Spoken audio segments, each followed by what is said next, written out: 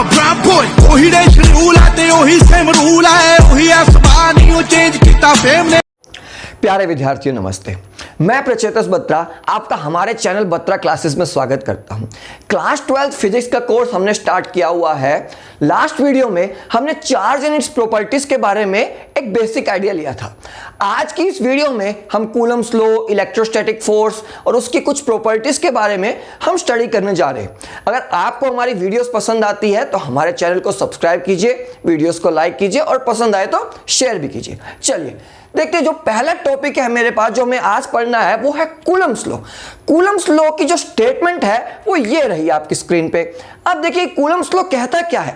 Coulomb's law ये कहता है कि सपोज मेरे पास दो चार्ज हैं यहाँ पर Q1 और Q2, लेट कर लेते दो चार्जेस है और इनके बीच का जो सेपरेशन है वो है R। तो अब कूलम्स लॉ की जो फर्स्ट स्टेटमेंट है वो ये कहती है कि इन दोनों के बीच में यानी Q1 और Q2 के बीच में एक फोर्स लगेगी जिसको हम कहते हैं इलेक्ट्रोस्टैटिक फोर्स। ये जो इलेक्ट्रोस्टैटिक फोर्स है ये डायरेक्टली प्रोपोर्शनल होगी इन दोनों चार्जेस के मैग्नीट्यूड के प्रोडक्ट के, यानी Q1 इंटू Q2। ठीक, इन दोनों का मैग्नीट्यूड लेते हैं। ये इसकी पहली स्टेटमेंट, यानी अगर Q1 को मैं 2 कूलम से 4 कूलम बढ़ा दूं इसका चार्ज, तो ये जो इलेक्ट्रोस्टैटिक फोर्स है जो इनके बीच में जनरेट होने वाली है ये इंक्रीज हो जाएगी। इनके अगर चार्ज का मैग्नीट्यूड मैं डिक्रीज कर दूं तो ये जो इलेक्ट्रोस्टैटिक फोर्स है ये डिक्रीज हो जाएगी।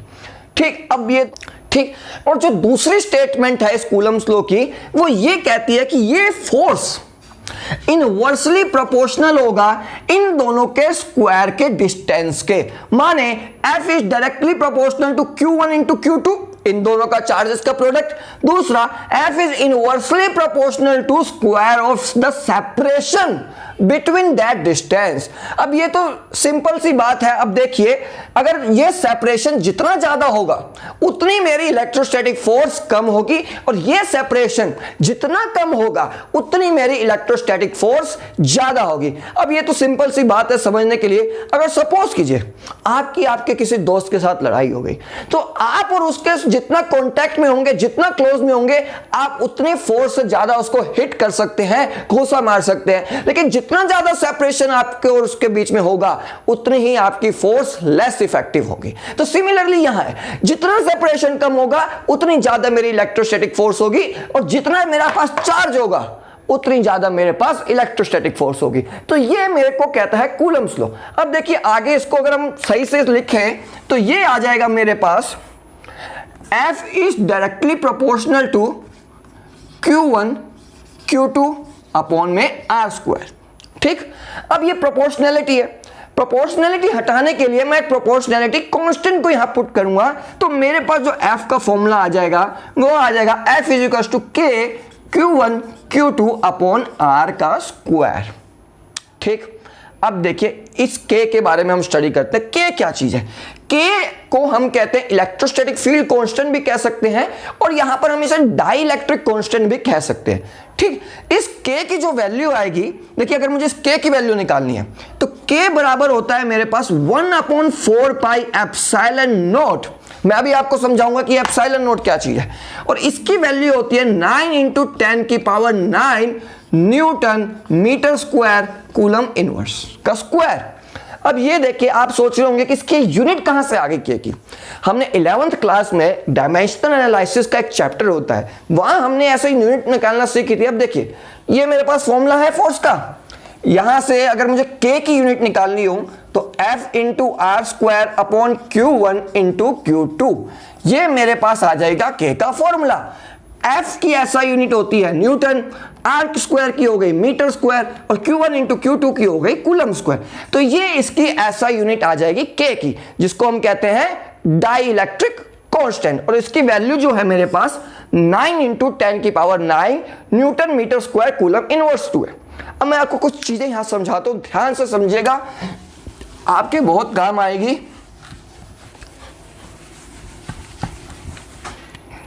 देखिए एक चीज है मेरे पास K, जिसको हम कहते हैं डाई इलेक्ट्रिक कांस्टेंट।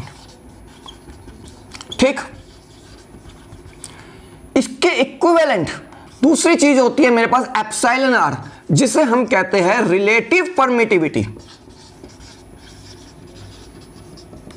आपको दिख रहा होगा, ठीक। तीसरी चीज है मेरे पास एप्सिलॉन m, यानी परमिटिविटी ऑफ अ मीडियम। और इसके बाद एक और चीज है, वो है एप्सिलॉन नॉट, यानी परमिटिविटी ऑफ वैक्यूम।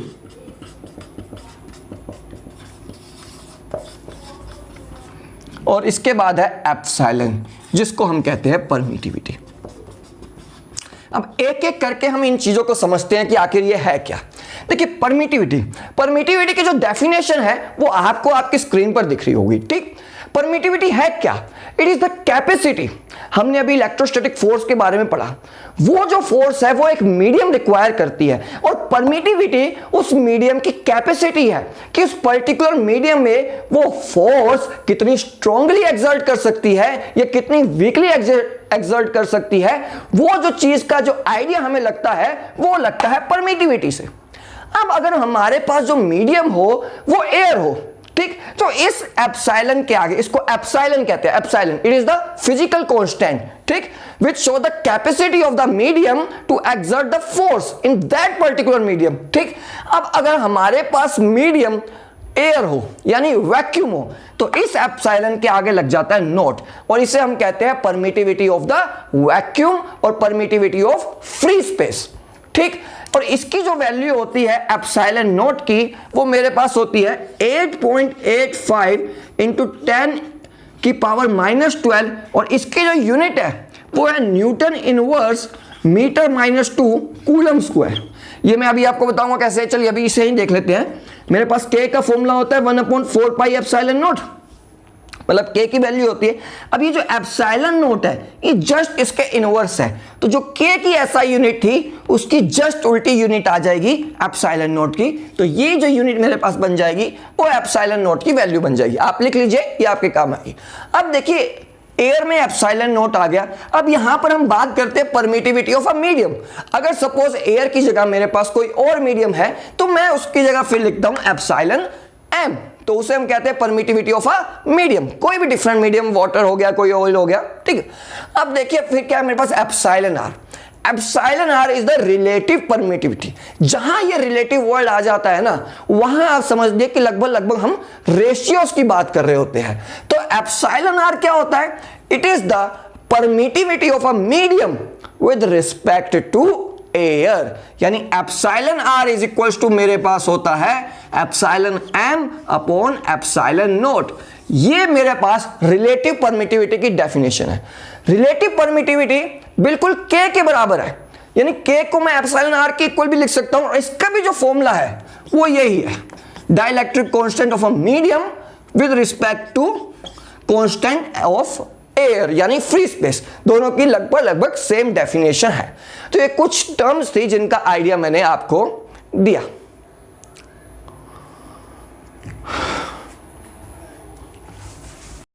अब चलिए इस इलेक्ट्रोस्टैटिक फोर्स की कुछ प्रॉपर्टीज को हम देख लेते हैं। तो पहली जो प्रॉपर्टी मेरे पास आती है इस इलेक्ट्रोस्टैटिक फोर्स की, वो ये कहती है कि ये जो फोर्स है इट कैन बी रिपल्सिव और इट कैन बी अट्रैक्टिव। माने देखो ये Q1 मेरे पास यहां है, Q2 मेरे पास यहां है। हमें एक चीज पता है कि अगर दोनों चार्ज मेरे पास पॉजिटिव होंगे, यानी similar charge always repel and opposite charges always attract, यानी अगर दोनों चार्जेस का नेचर मेरे पास पॉजिटिव होगा तो जो यहां फोर्स लगने वाली है वो रिपल्सिव फोर्स लगने वाली है। दोनों एक दूसरे पर रिपल्सिव फोर्स लगाएंगे, ठीक। जैसे मैग्नेट के केस में होता है, नॉर्थ के अगर पास ले जाओगे तो दोनों दूर भागेंगे, साउथ पोल के पास ले जाओगे तो दोनों दूर भागेंगे। ऐसे ही यहां पर अगर पॉजिटिव चार्ज के पास ले जाओगे तो दोनों दूर भागेंगे। दूसरा, अगर मेरे पास एक चार्ज सपोज नेगेटिव है तो यानी अनलाइक चार्जेस ऑलवेज अट्रैक्ट। तो जो फोर्स का मेरे पास नेचर आने वाला है वो है अट्रैक्टिव नेचर आएगा। तो मेरी यहां पर जो फोर्स की पहली प्रॉपर्टी आती है, इट कैन बी अट्रैक्टिव और इट कैन बी रिपल्सिव, ठीक। अब देखिए दूसरी, it depends on a medium of charge. मैंने अभी आपको वो relative permittivity of a medium उनका कॉन्सेप्ट बताया, यानी इन दोनों को एक्ट करने के लिए यानी इलेक्ट्रोस्टैटिक फोर्स को एक्ट करने के लिए एक मीडियम की रिक्वायरमेंट है, चाहे वो एयर मीडियम हो, चाहे वो वाटर मीडियम हो या कोई अन्य मीडियम, लेकिन एक मीडियम की रिक्वायरमेंट होगी, यानी it is the medium dependent force. अब देखिए इसके बाद मेरे पास जो आती है वो आती है कि it follows the inverse square law. Inverse square law यहां से यानी आप जानते हैं एफ है जो डायरेक्टली प्रोपोर्शनल टू है इनवर्स, इनवर्स मतलब inversely proportional square of distance. तो इनवर्स स्क्वायर लॉ को ये फॉलो करती है, यानी जैसे जैसे आप दूरी बढ़ाते जाएंगे तो वो जो फोर्स जो है वो इनवर्सली स्क्वायर के उसमें कम होती जाएगी। सिंपल। तो ये कुछ बेसिक क्वेश्चन है हमारे पास Coulomb's law in vector form. ठीक है, कई बार हमसे पूछ लिया जाता है proof Newton's third law by Coulomb's law. ठीक, तो इसी तरीके से हम उसको सोल्व करेंगे। देखिए कैसे। लेट करते हैं कि हमारे पास दो चार्जेस है Q1 एंड Q2। दो पोजीशन हम मान लेते हैं A एंड B पर, दो चार्जेस Q1 एंड Q2 लाई कर रहे हैं, उनके बीच का जो डिस्टेंस है वो है R, सेपरेशन है R।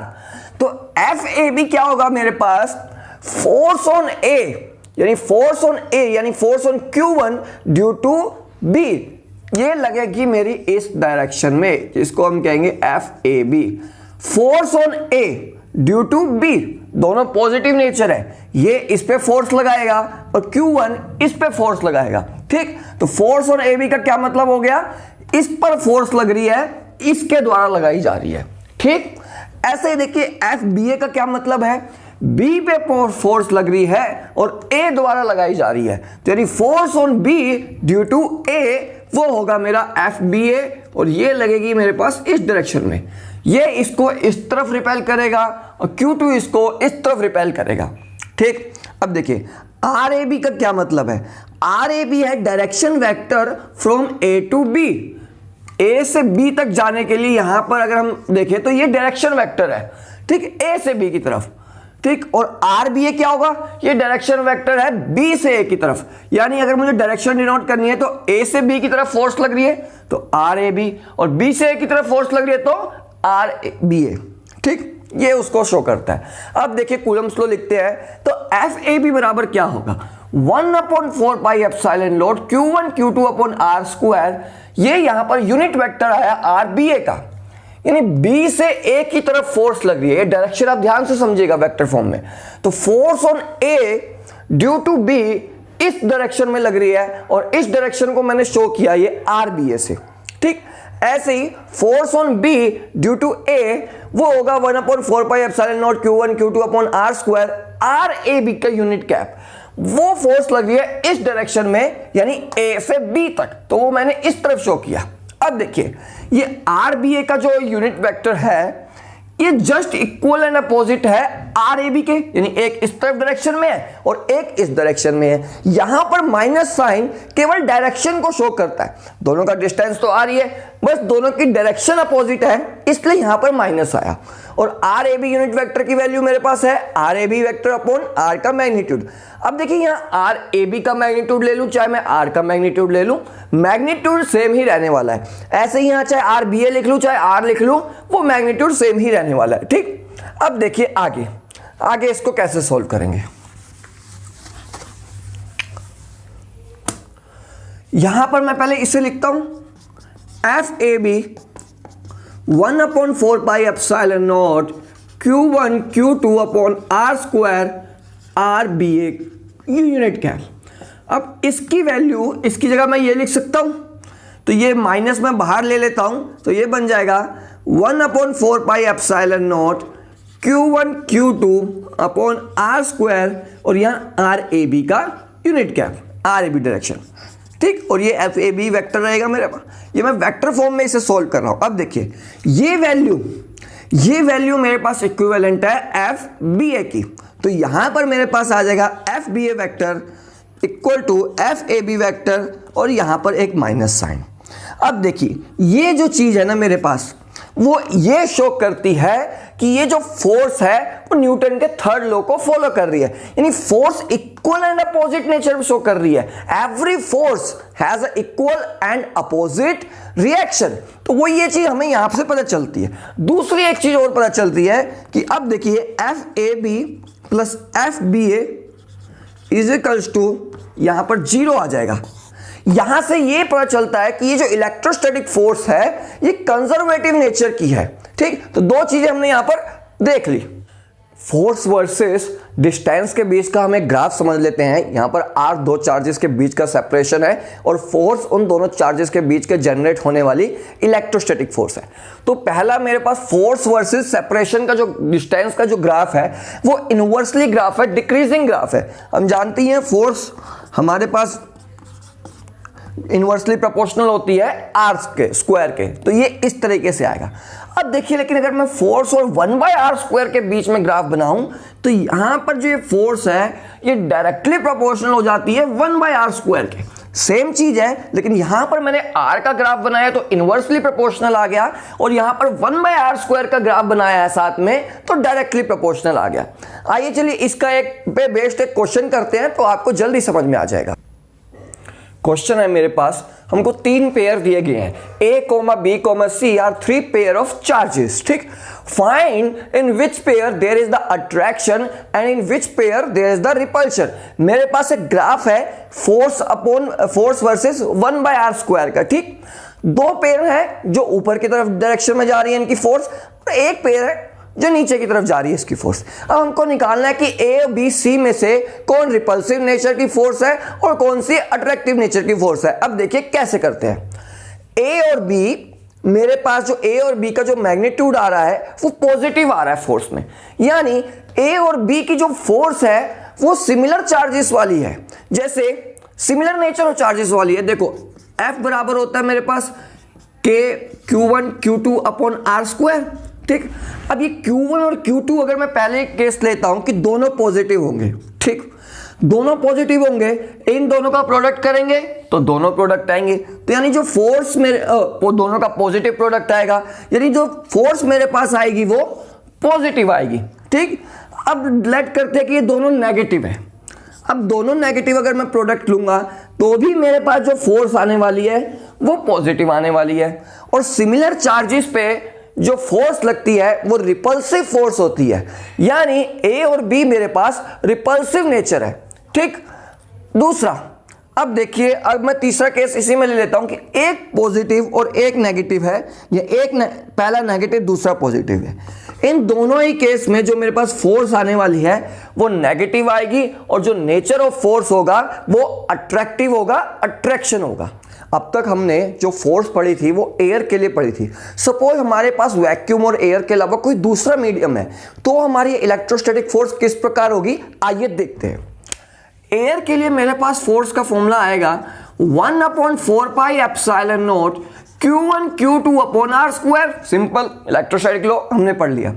कोई अगर मेरे पास यह दूसरा मीडियम है पर्टिकुलर, तो फिर मेरे पास आएगा 1/4 पाई। हमने एक प्रॉपर्टीज पढ़ी थी कि जो फोर्स है वो मीडियम डिपेंडेंट फोर्स है। ठीक, तो ये एप्सिलॉन नॉट की जगह यहां पर मेरे पास आ जाएगा epsilon m Q1 Q2 upon R square. ठीक, अब इन दोनों को डिवाइड करेंगे तो F air upon F M, यानी एफ मीडियम, ये आ जाएगा मेरे पास epsilon m upon epsilon naught. ठीक, एक तो ये पार्ट। अब देखिए एप्सिलॉन r बराबर होता है epsilon m upon epsilon naught. हमने रिलेटिव परमिएबिलिटी की परमिटिविटी की डेफिनेशन पढ़ी थी। ठीक, epsilon r is equals to epsilon m upon epsilon naught, तो यहां से एप्सिलॉन m की मेरे पास वैल्यू आ जाएगी एप्सिलॉन r एप्सिलॉन नॉट, तो वो वैल्यू मैं इसमें डालूंगा। तो एफ एयर हमें देखना पड़ेगा कि हमसे क्वेश्चन में क्या दिया हुआ है, हमें एप्सिलॉन m दिया हुआ है या एप्सिलॉन r दिया हुआ है। ठीक, तो उस हिसाब से हम इसे सोल्व कर लेंगे, एप्सिलॉन r एप्सिलॉन नॉट। ठीक, तो ये वैल्यू मेरे पास आ जाएगी एप्सिलॉन r की, ये वैल्यू हमेशा ग्रेटर देन 1 होगी। ठीक, तो इससे हमें ये पता चलता है कि जो एफ एयर और एफ मीडियम है, यानी अब देखिए इसी को आगे लिखेंगे तो F air is equals to बन जाएगा मेरे पास एप्सिलॉन r और एफ मीडियम। ठीक, इस चीज से हमें यह पता चलता है कि जो फोर्स है मेरे पास वो एयर में मैक्सिमम होगी। एयर के अलावा अगर मैं कोई भी दूसरा मीडियम लेता हूं, X Y Z any medium, उस फोर्स में इलेक्ट्रोस्टैटिक फोर्स कम ही होगी as compared to air. Question है हमारे पास, force between two charges in presence of air is 20 newton. यानी एफ एयर मुझे दिया हुआ है 20 न्यूटन। हमें निकालना क्या, find force when a dielectric constant of 2 is inserted. ठीक, अभी हमने देखा था F air upon F medium equal होता है हमारे पास एप्सिलॉन आर, और ये इक्वल होता है हमारे पास डाइलेक्ट्रिक कांस्टेंट के भी, सेम बात है। ठीक, तो एफ मीडियम हमें निकालना है, एफ मीडियम हो जाएगा हमारे पास एफ एयर अपॉन एफ के। ठीक, एफ एयर हमको 20 न्यूटन दे रखा है, के हमको 2 दे रखा है, तो एफ मीडियम कितना आएगा, न्यूटन। देखो इस बात से ही हमें यहां पर पता चल जाता है कि जो मीडियम की फोर्स होगी वो एयर की फोर्स से कम ही होगी अगर हम डाइलेक्ट्रिक कांस्टेंट कोई भी पुट करते हैं। एयर के लिए डाइलेक्ट्रिक 1 होता है। ठीक, एयर के अलावा कोई भी हम पुट करेंगे तो ये फोर्स जो मीडियम की है वो कम होने वाली है, वो हमारे पास 10 न्यूटन आ गई। ठीक है, आज की वीडियो में बस इतना ही। नेक्स्ट वीडियो में हम वेरियस फिगर्स के बीच में जो इलेक्ट्रोस्टैटिक फोर्स कैसे निकालते हैं वो सीखेंगे। नमस्ते, भारत माता की जय। I'm a brown boy, ਉਹੀ ਰੇਸ਼ਲ ਰੂਲ ਹੈ ਤੇ ਉਹੀ ਸੇਮ ਰੂਲ ਹੈ, ਉਹੀ ਆਸਮਾਨੀ ਉਹ ਚੇਂਜ ਕੀਤਾ ਫੇਮ ਨੇ।